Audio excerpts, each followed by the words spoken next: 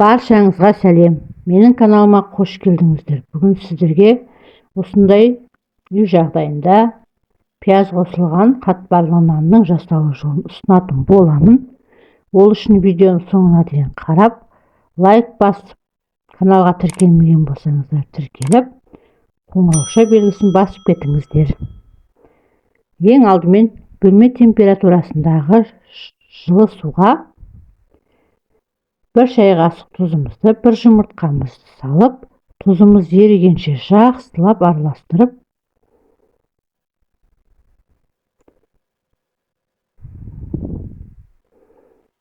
осылайынан жақсылап араластырып аласыздар. Енді алдын ала електен өткізген ұнымызға жаңағы жұмыртқа қосылған суымызды құйып, қатты емес жұмсақтап қамыр илейміз.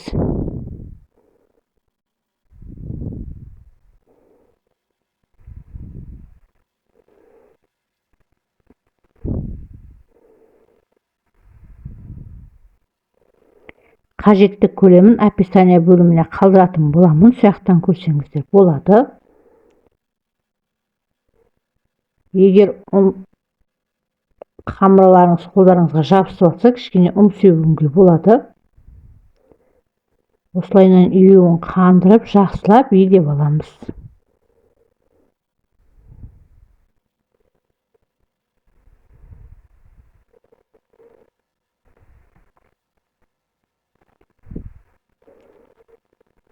Еген қамырымызды 15-20 минутқа қалдырып, үйеуі қанғасын.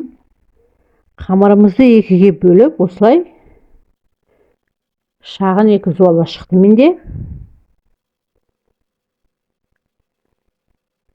Жұқа етіп жайып аламыз.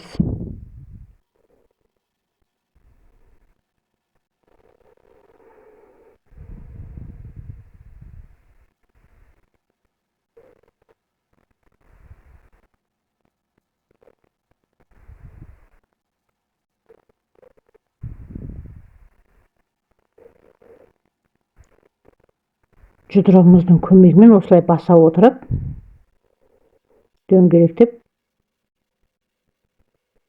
жаямыз. Ендігі кезекте оқырамен осылай айналдыра отырып жайып аласыздар.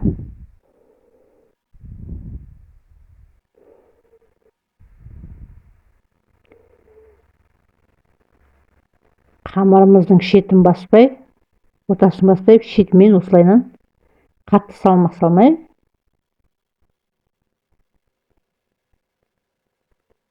айналдыра отырып жаямыз.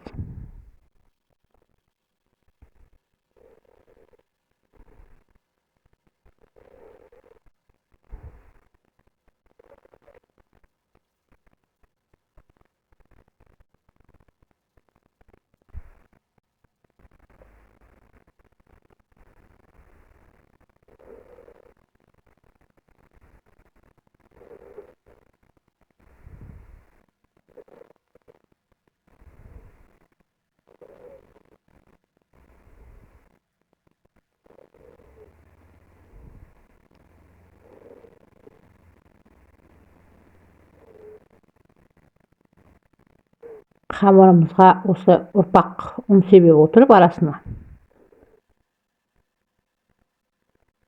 жай шетінен баса отырып жайсаңыздар.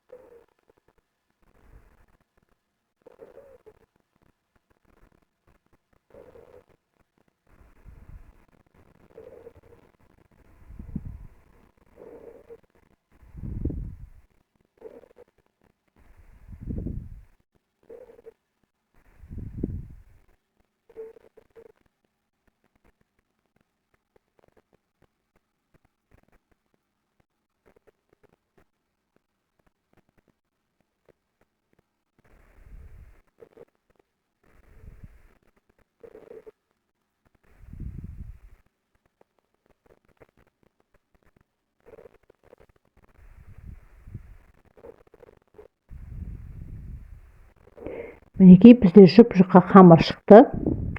Енді осы қамырымызға ертілген сары майымызды жағып шығамыз.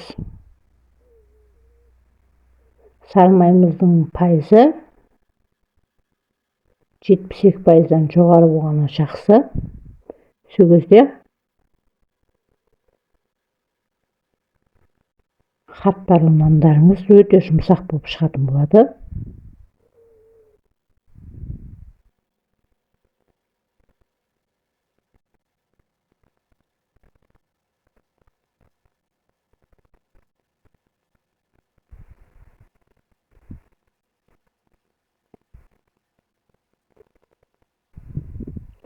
Осылай бір кетіп барлық жеріне тегістік майды жағып шығамыз.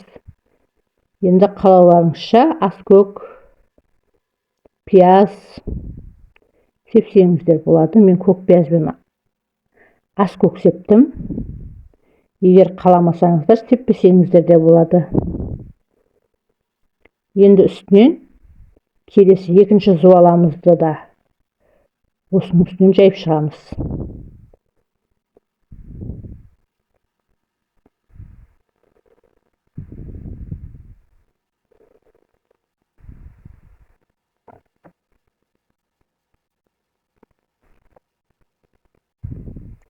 Бұның да бетіне жаңағы майымыздан толықтай жағып шығамыз, барлық жеріне жеткізіп.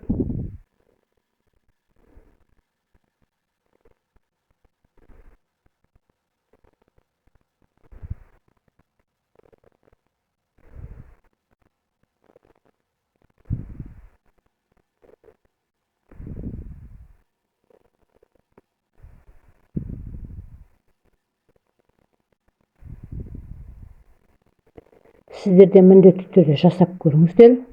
Ұнайтынына сенімдімін.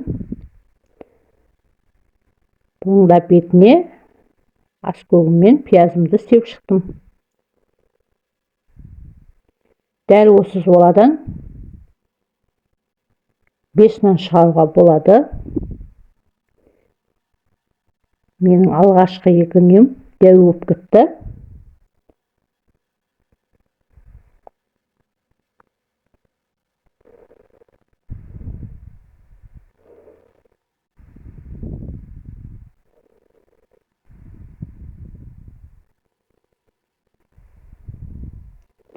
Сіздер сәл кішірейтіп 5 күлше нан шығарсаңыздар болады.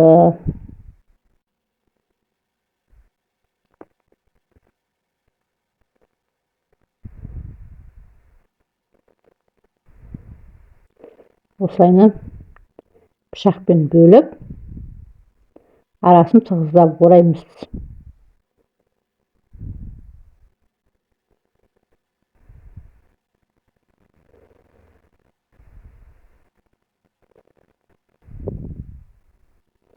Және үстінен басып, осылайна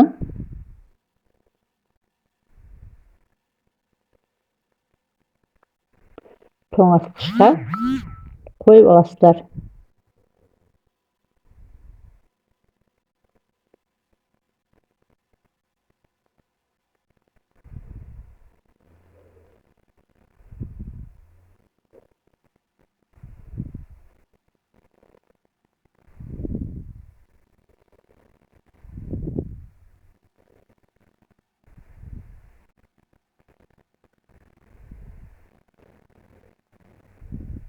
Мінекей менен осындай 4 күлше нан шықты, пияз нанымыз. Енді осыны тоңазытқышқа салып, майы қатқанша салып алсаңыздар болады.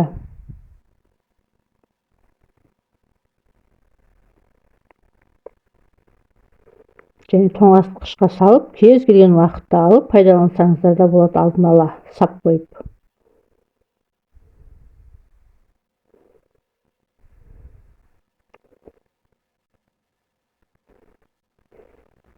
Менде тоңазытқышқа бір тәулік қалып кетті.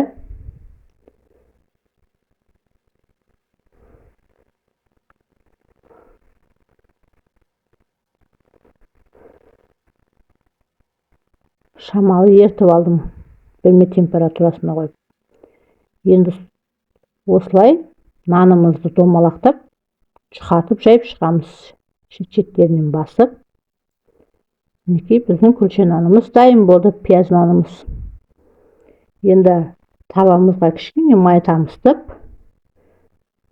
қысып тұрған тапамызға салып аламыз. Бетін жауып баяу отта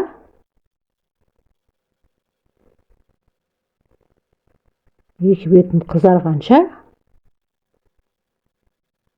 пісіреміз.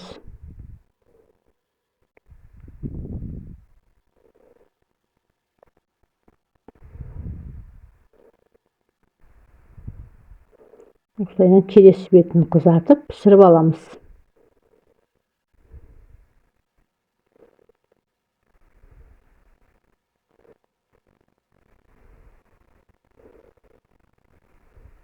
Мінекей біздің қатпар нанымыздың екі беті де қызарып пісті. Келесін тағы да солай жайып,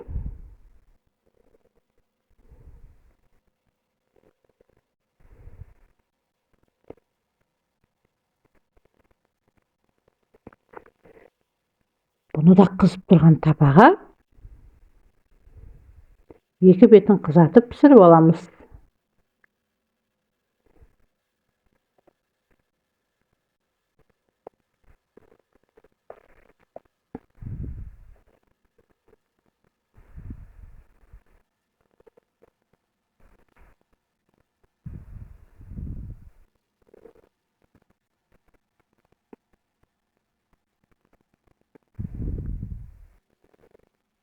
Көріп тұрғандарыңыздай өте оңай әрі жылдам.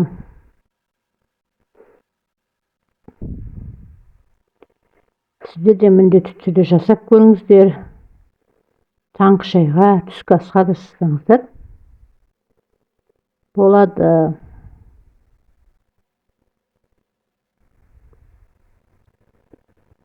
Видео ұнаса, жақындарыңызбен бөлісіп отырыңыздар.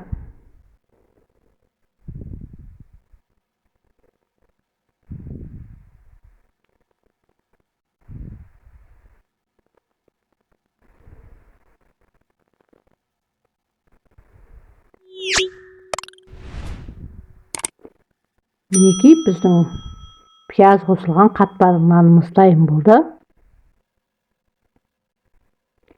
Каналға тіркелмеген болсаңыздар тіркеліп кетіңіздер.